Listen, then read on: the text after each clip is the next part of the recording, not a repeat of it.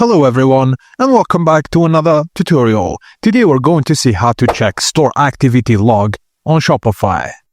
If you're using the updated Shopify admin interface, there, look at the left sidebar. Scroll down and click on Settings on the bottom left corner. You'll see a small gear icon labeled Settings.